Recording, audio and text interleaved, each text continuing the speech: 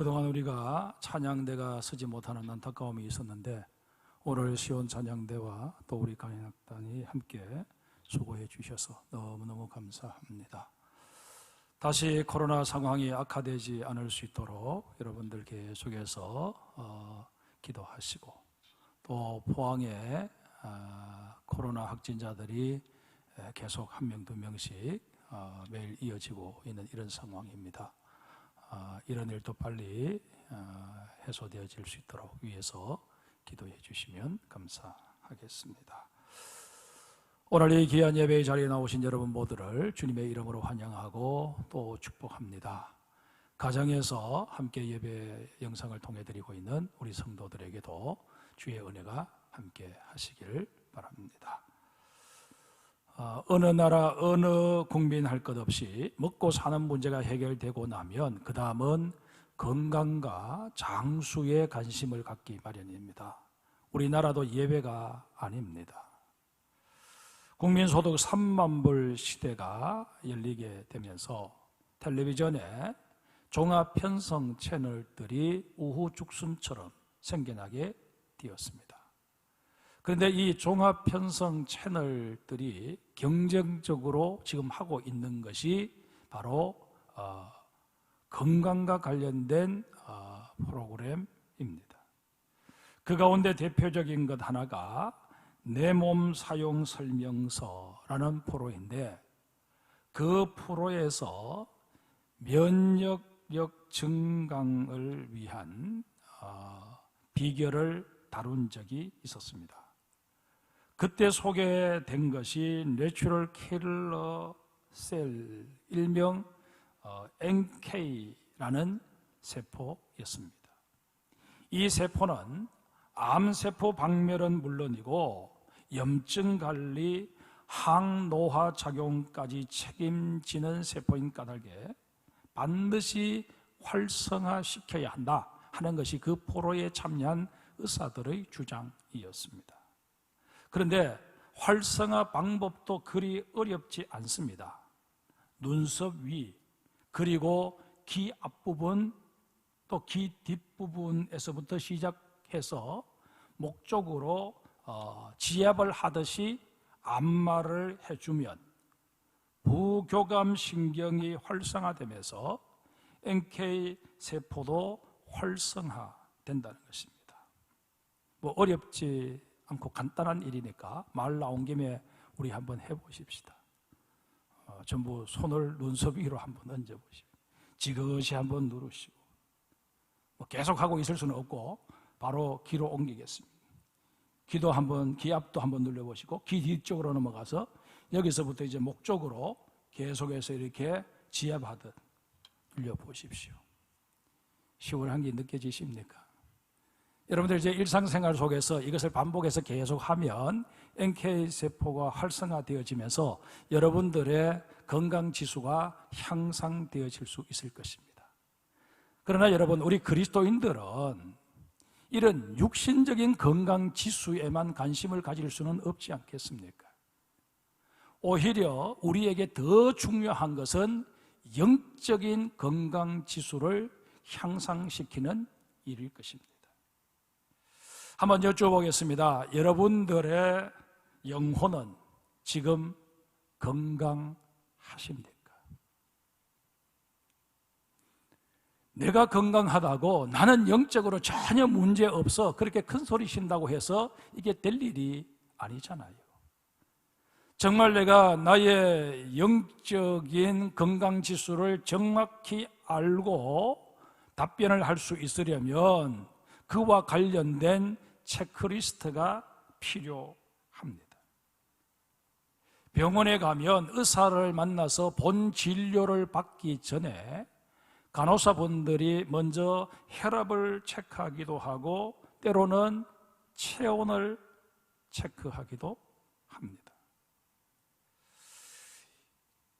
이 두 가지 기본적인 체크를 영적인 측면과 연결시켜 보면 말씀에 대한 갈급함과 기도의 야성이 우리에게 있느냐 하는 문제와 직결됩니다.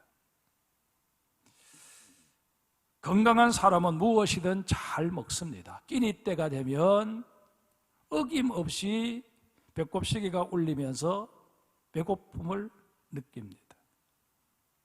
하지만 몸에 이상이 있는 사람은 대부분 식욕부터 떨어지게 됩니다.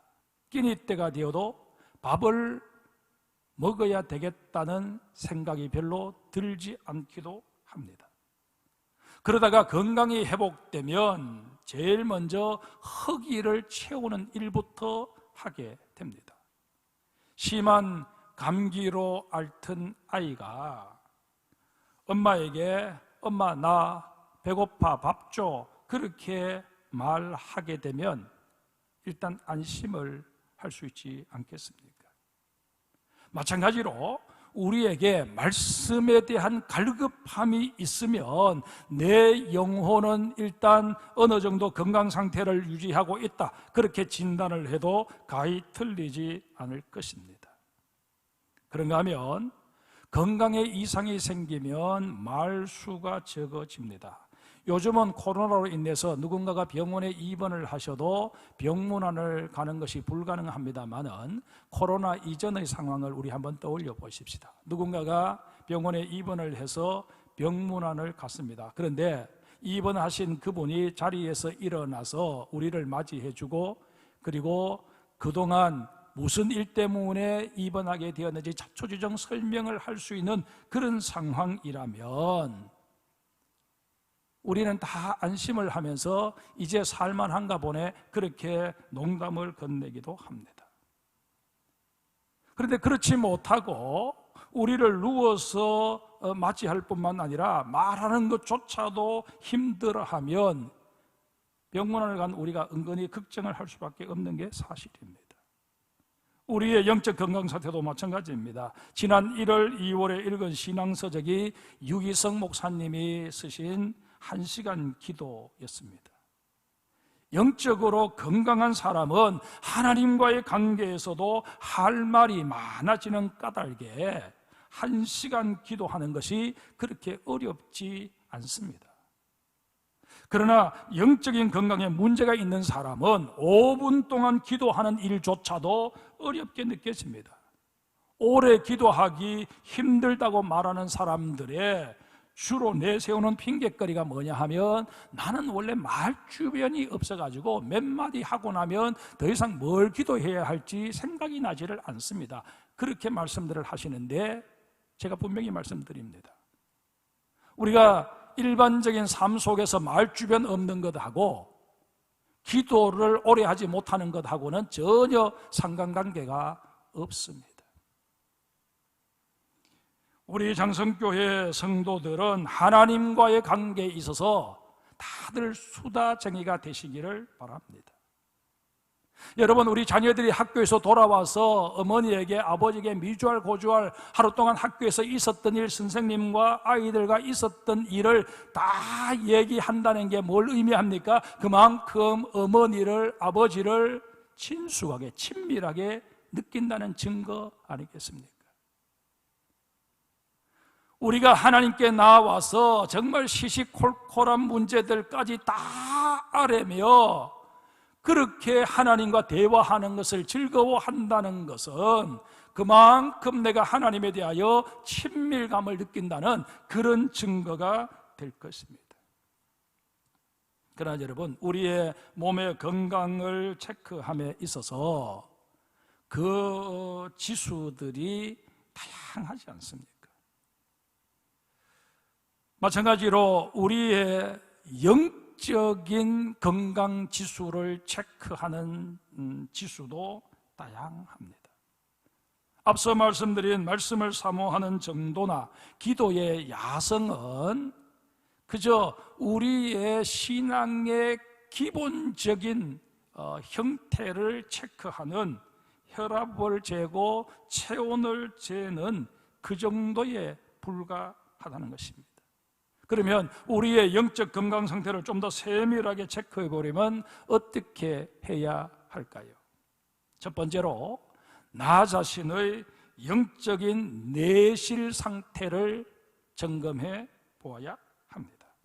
우리나라의 경우 1955년생부터 1963년생을 일컬어서 베이비 부머 세대다, 그렇게 말합니다.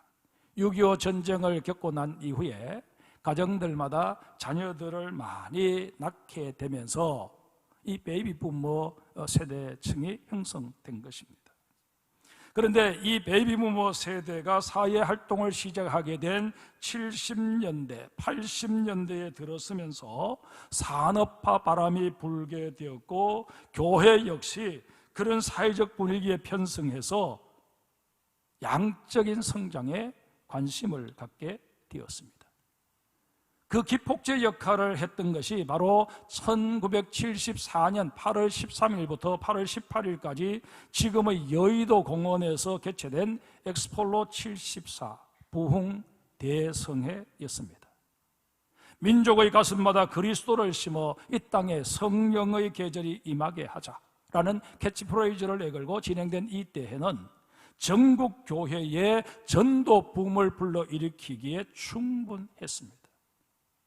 그때부터 한국교회는 10여 년 동안 열심히 총동원 주일, 전도 대잔치 이런 식의 이름을 붙여서 많은 사람들을 교회로 초대하고 결신시키는 그런 분위기를 조성해 갔습니다. 그 당시에 부흥회는 참여한 사람들 가운데 세 가족을 초청하라고 해서 부흥회 중에 이렇게 세워서 결신하게 만들고, 그래서 그 사람들에게 등록 카드를 나눠주고 그렇게 했었습니다.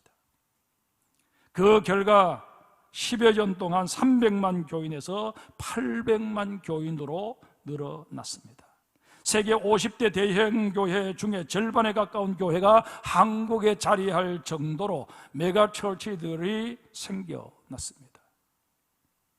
그러나 여러분, 교회의 등록 교인 수가 많아지고 건물이 크고 웅장해졌다고 해서 과연 한국 교회가 건강한 교회가 되었느냐라는 질문 앞에서는 꼭 그런 것만은 아니다, 그렇게 말할 수밖에 없는 것이 현실입니다. 하나님께서 원하시는 건강한 교회가 어떤 교회일까요? 수많은 교인들이 있음에도 불구하고 그 기능을 제대로 발휘하지 못하는 살찐 교회, 비만증에 걸려 있는 교회는 결코 하나님이 원하시는 건강한 교회가 아닙니다. 요즘 들어 심심찮게 듣게 되는 말 가운데 하나가 한국교회의 위기라는 말입니다. 한국교회가 위기에 직면하게 된 이유가 무엇일까요? 모든 교인들을 한꺼번에 수용할 수 있는 크고 웅장한 건물을 소유하지 못했기 때문일까요? 아니면 예배당 시설이 세상 건물과 비교해서 낙후되어 있기 때문일까요? 결코 그렇지 않습니다. 본문 18절을 한번 보십시다. 십자가의 도가 멸망하는 자들에게는 미련한 것이요 구원을 받는 우리에게는 하나님의 능력이라. 여기서 말씀하시는 십자가의 도는 헌신의 극치를 말합니다. 하나님의 뜻을 실현하기 위해서라면 나의 목숨까지도 기꺼이 내어놓을 수 있는 결단과 의지를 의미한다는 것입니다. 그렇다면 오늘의 한국교회에, 또 이 한국교회를 구성하고 있는 나 자신에게 이런 헌신의 각오가 있느냐 하는지 따져보아야 할 것입니다. 만약에 우리에게 이런 각오가 없고 오히려 그렇게 헌신하려고 애쓰는 사람들을 보게 되면 참 예수를 믿어도 별나게 믿는다, 어리석어 보인다, 그렇게 우리가 판단하게 된다면 우리는 여전히 멸망의 자리에 머물러 있지는 않는지 우리 자신의 신앙의 현주소를 정말 진지하게 고민해 보아야 할 것입니다. 분명히 우리는 그리스도인이라는 이름을 가지고 있습니다. 그러나 이 이름이 무늬만의 이름이요 명목상의 그리스도인 되는 그런 하나의 요건이라고 한다면 정말 이것은 하나님 보시기에 너무 안타까운 일이 아닐 수 없습니다. 나 개인적으로 볼 때도 낭패도 이런 낭패가 없을 것입니다. 현재 내가 서 있는 자리가 바로 이런 자리라 그렇게 여겨진다면 우리는 길을 쓰고 이 자리를 벗어나고자 하는 그런 애씀이 있어야 할 것입니다. 그저 물에 물 탄 듯 세워라 내워라 신앙생활 하는 우리가 되어서는 결코 아니 될 것입니다. 일절에도 제가 한번 말씀드린 적이 있습니다만은 이 코로나 사태를 우리가 어떻게 해석할 것이냐, 하나님의 기질로 우리가 해석을 한다면 정말 이 코로나를 통해서 나의 신앙을 확증하고 확증할 수 있는 우리 장성교회와 한국교회 성도들이 되어야 하지 않겠습니까? 더 이상 종교 노름은 아니 됩니다. 단호하게 거부하고 이제는 내가 정말 하나님 보시기에 제대로 된 그리스도인으로서의 삶을 시작하겠습니다 하는 자기 선언을 할 수 있어야 할 것입니다. 우리에게 필요한 것은 나를 죄악 가운데서 건지셔서 구원하여 주시는 하나님의 능력입니다. 하나님의 능력만이 나를 나되게 하실 수 있습니다. 나의 직분이나 나의 신앙의 경륜, 이것이 나를 나되게 하는 것이 아니라 정말 하나님의 은혜로 능력이 임하게 될 때 나는 비로소 한 사람의 그리스도인으로서 새로운 삶을 시작하게 되는 것입니다. 하나님의 능력만이 나를 구원받는 자의 반열에 세울 수 있으며 영원한 천국으로 이끌어갈 수 있습니다. 하나님의 능력으로 영적 내실을 다지는 우리 모두가 되어야 할 이유가 바로 여기에 있습니다. 사랑하는 성도 여러분, 정말 신선 노름의 독기자로 섞는 줄 모르는 그런 아니라고 나태한 자세로 더 이상 신앙생활 하는 것 스스로가 용납해서는 아니 될 것입니다. 하나님의 마음에 합한 자, 하나님이 찾으시는 그 한 사람이 바로 나이기를 소원하며 주님 앞에 새로이 결단할 수 있는 우리 장성의 모든 성도들 되시기를 주의 이름으로 축복합니다. 두 번째로, 나의 영적인 관심사가 무엇을 향하고 있는지 체크해 보아야 합니다.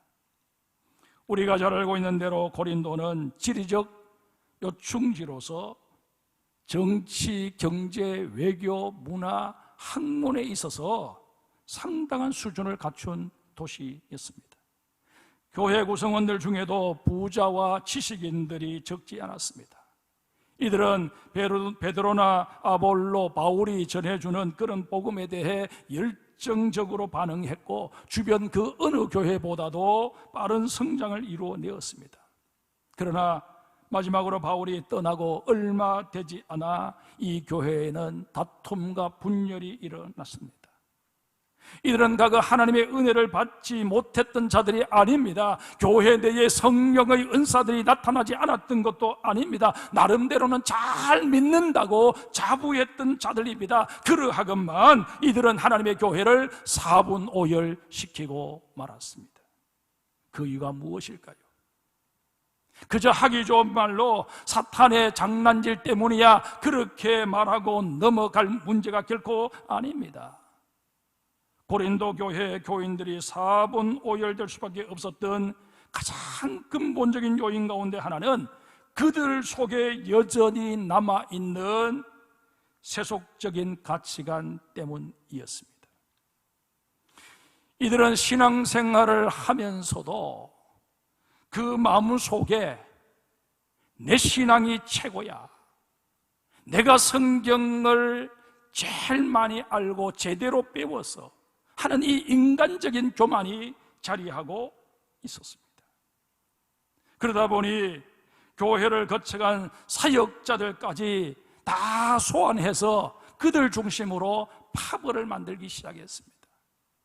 한 그룹의 사람들은 그래도 예수님 곁에서 제자로 훈련을 받은 게바 베드로가 우리에게 전해준 것을 우리가 배웠으니 우리가 정통파야, 그렇게 주장하는가 하면, 또 다른 한편은 무슨 소리 하고 있어, 속에 든 게 아무리 많으면 뭘 해, 그것을 잘 표현해야 그게 의미가 있는 거지. 그런 의미에서 우리와 가까이 지냈고 우리에게 많은 가르침을 주었던 아볼로가 정말 제대로 된 지도자였고 아볼로에게 배운 우리가 이 교회의 주도적인 역할을 감당해야 돼. 그런 주장을 하는 사람들이 있었습니다. 또 한 그룹은 바울과 가까이 지냈던 자신들의 삶을 자랑하면서 헬라 철학과 유대 율법을 꿰뚫고 있을 뿐만 아니라 박학다식한 그 바울의 가르침을 받은 우리가 제대로 신앙교육을 받은 사람들이다. 그러니 우리가 이 교회를 주도해 가야 된다. 그렇게 주장을 했습니다. 멀리서 이 소식을 접하게 된 바울은 이들의 주장을 일축하면서 오늘 보면 20절에 지혜 있는 자가 어디 있느냐, 선비가 어디 있느냐, 이 세대의 변론가가 어디에 있느냐, 하나님께서 이 세상의 지혜를 미련하게 하신 것이 아니냐라고 그들에게 반문하고 있습니다.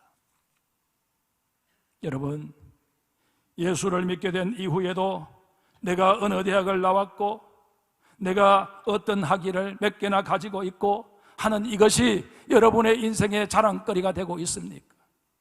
이런 세상적인 것들 바울의 관점에서 본다면 다 배설물과 같은 것임을 아셔야 합니다.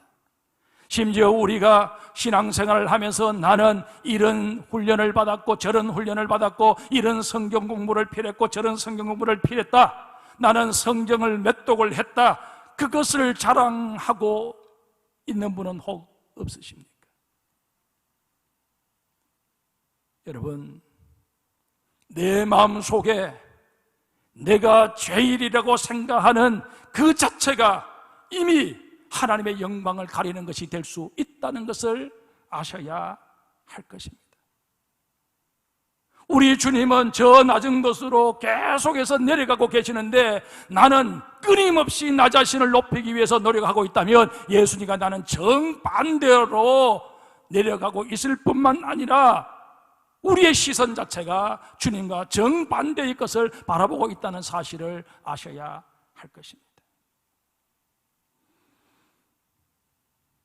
그런가 하면 고린도 교회 사람들은 자신들이 가진 재산에도 의미를 부여했습니다.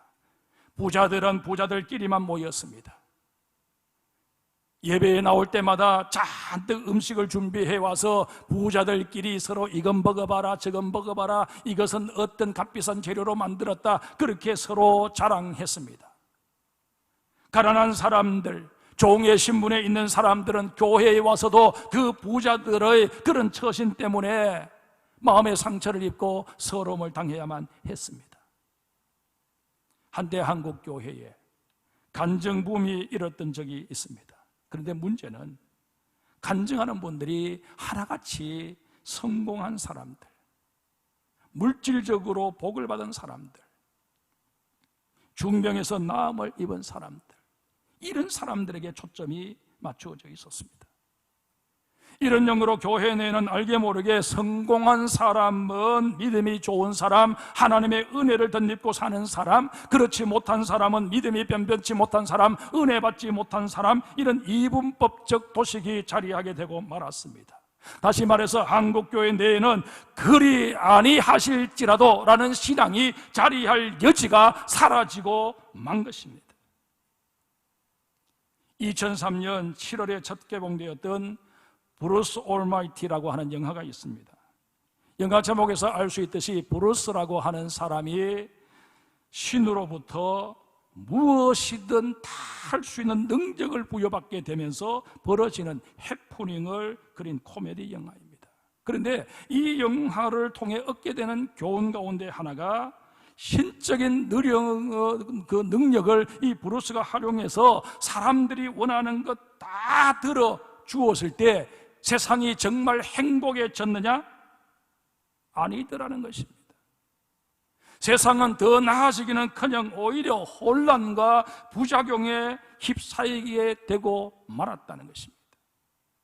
혹 여러분들 중에 오랫동안 기도해 왔음에도 불구하고 하나님이 응답해 주시지 않음으로 말미암아 지금 마음이 잔뜩 상해 있고 불편해진 분이 계십니까?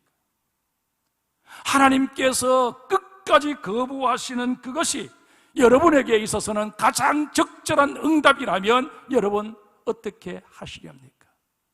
하나님을 향하여 하나님, 그건 내가 원하는 응답이 아닙니다. 하나님이 응답을 좀 바꾸셔야 되겠습니다. 그렇게 계속 때를 쓰시겠습니까?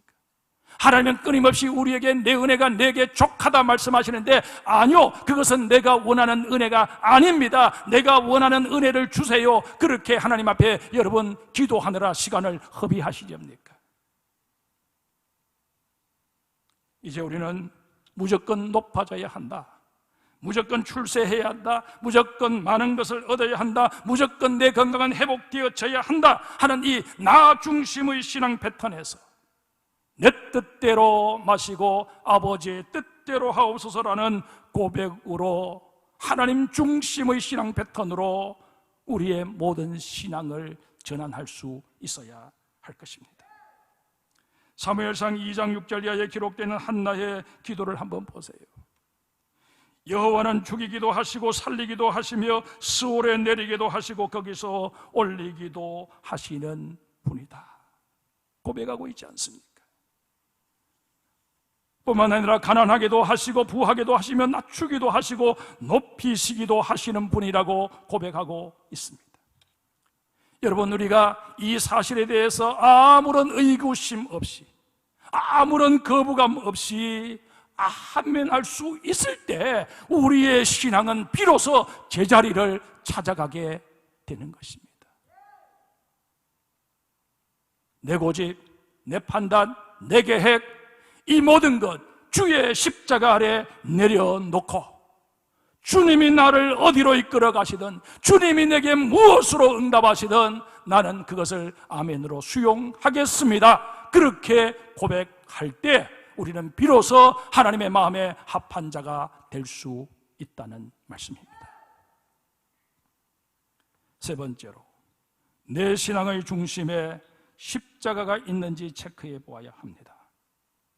마태복음 16장 24절에 예수님께서는 누구든지 나를 따라오리거든 자기를 부인하고 자기 십자가를 지고 나를 따를 것이니라 말씀하십니다.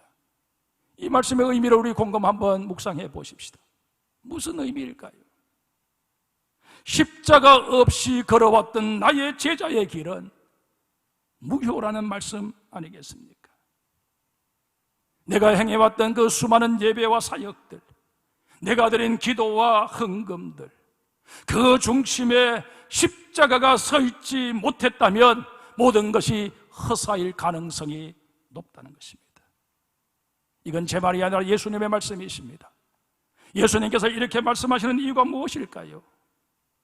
예수님께서 십자가를 지시기 전까지만 해도 그 십자가는 흉측하기 그지없는 사형틀에 불과했습니다. 그런데 예수님께서 십자가에 달려 돌아가심으로 말미암아 인류의 죄만 속한 것이 아니라 그 십자가의 이미지가 완전히 바뀌게 되었습니다. 이제 십자가는 더 이상 흉측한 그런 사형틀이 아니라 사랑의 도구가 되었습니다. 십자가는 세상 그 무엇으로도 대신할 수 없는 하나님의 능력이 되었습니다. 그러기에 우리는 십자가 무한 영광일세 찬송하게 되는 것 아니겠습니까? 우리에게 별세 목회로 깊이 각인되어 있는 고 이중표 목사님께서 설교 중에 하신 이야기입니다. 이 목사님께서 조그만 시골에서 목회를 하고 계실 때 있었던 일입니다. 고등학교에 다니는 한 여학생이 고난주간 토요일에 목사님을 찾아와서 헌금봉투 하나를 건네는 것이었습니다.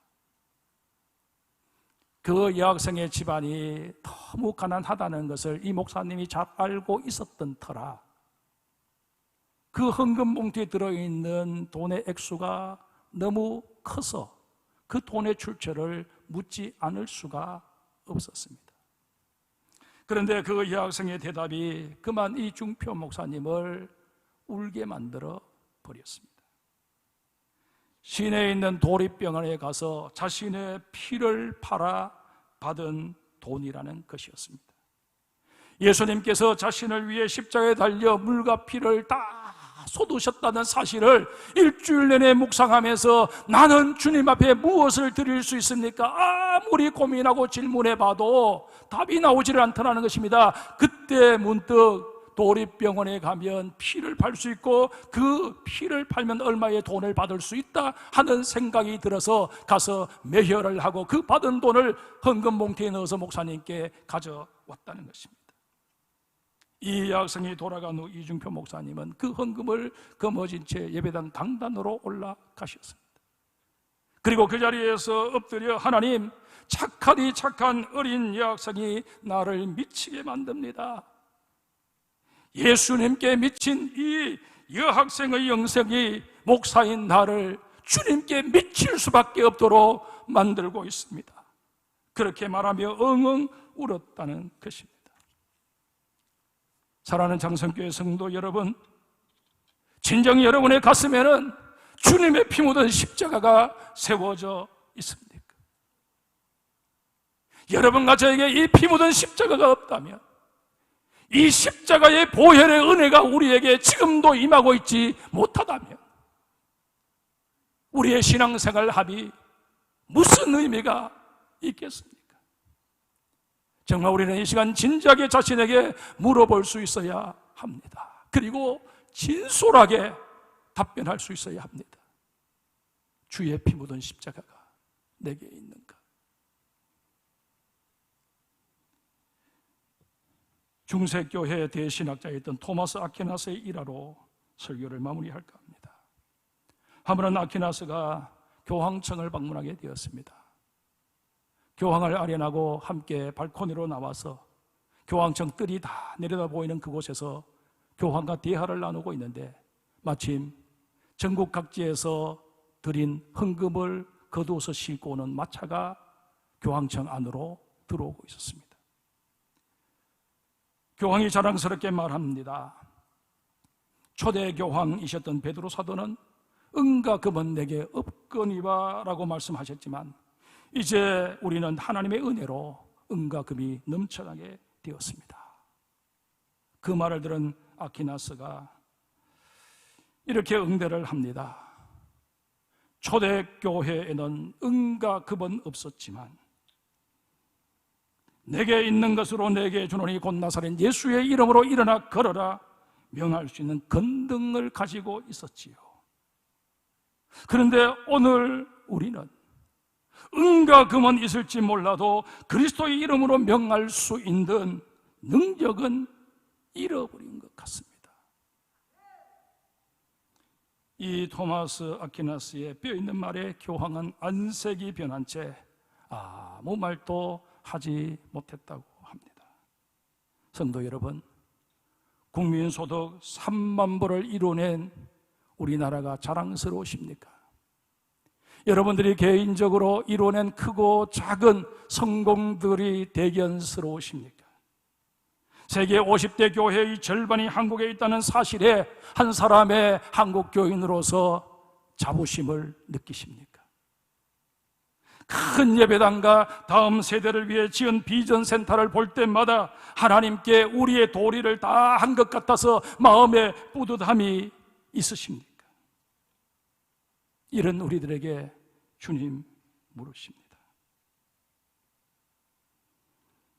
영적 내실을 다지고 있느냐? 너가 추구하는 것이 진정 나와 같은 방향이냐?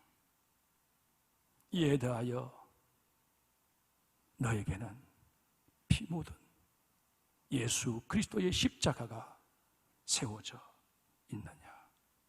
물으십니다.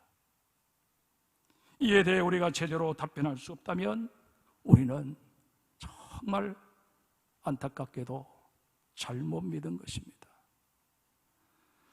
우리는 영적으로 병든 상태임을 부정할 수 없을 것입니다. 이 시간 주님 앞에 우리 다시 한번 고백하십시다. 정말 이제는 모든 면에서 우리의 영적 건강지수가 높아질 수 있기를 주님 원합니다. 나를 이대로 버려주지 마시고 도와주세요. 나를 다시금 일으켜 세워주세요. 내가 다시금 영적으로 건강지수를 높일 수 있는 그런 나 자신을 훈련시키는 일에 헌신할 때 보혜사 성령님 내 속에 간섭하여 주셔서 내가 지치지 않을 수 있도록 나를 좀 이끌어 주세요.